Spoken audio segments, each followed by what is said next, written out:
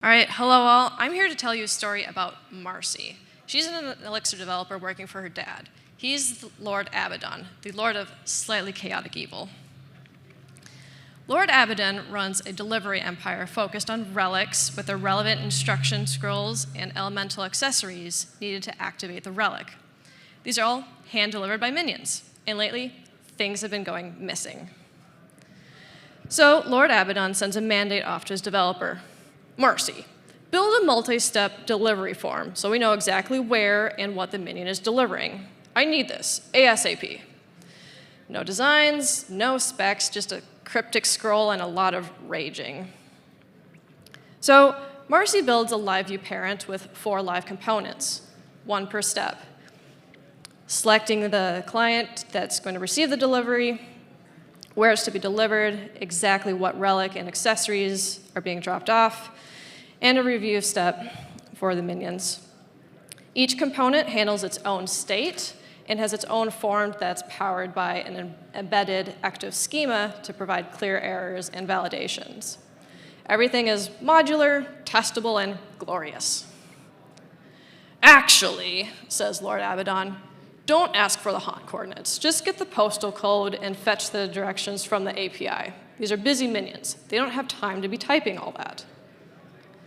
So Marcy refactors steps 1 and 2, removing the unnecessary form fields, updating the supporting embedded active schemas, and her initial abstraction holds. The parent live view doesn't change, no other schemas are impacted, and the other components untouched.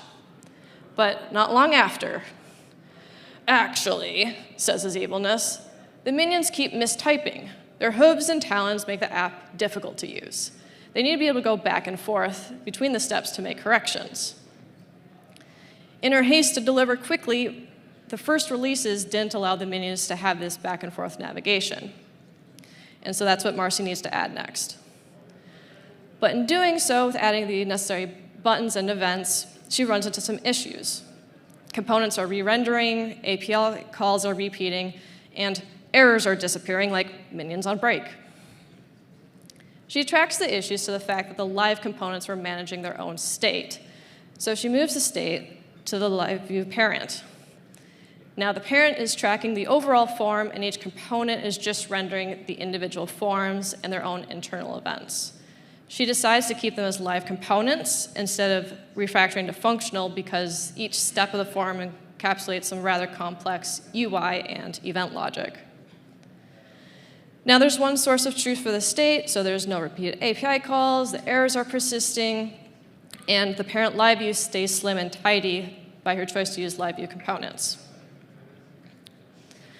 But Marcy hears the curse of actually beginning to plague her nightmares as the Lord of slightly chaotic evil continues to make seemingly random and incoherent requests in the following days and weeks. So she does something radical. She talks to one of the clients herself. Turns out, scanning every item at the doorstep wasn't actually getting to the root of the issue. The client tells her, the relics are great, they're the best in all of the Shadowland. But sometimes I get the wrong instruction scroll, or the necessary elements are missing. Aha! In a stroke of inspiration, Marcy proposes, sounds like we need to make a business change in addition to a software change.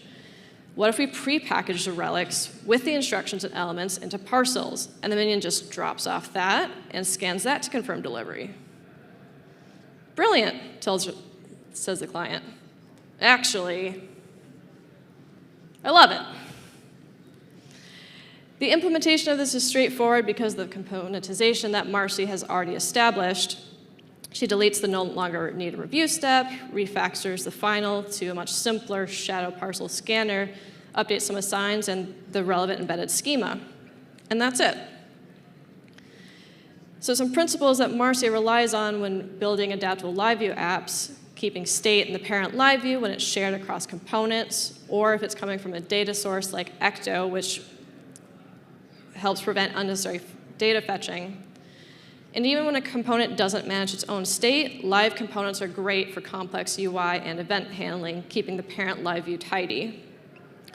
And finally, using embedded active schemas for complex validations and forms, And by separating that out, makes it much more easily refactorable for further changes in requirements. In the end, Marcy built a better product, simplified the code, and showed her own resiliency in the face of constant change. So remember, when you hear "actually," don't panic. Adapt, refactor, and rely on good code design principles. Thank you.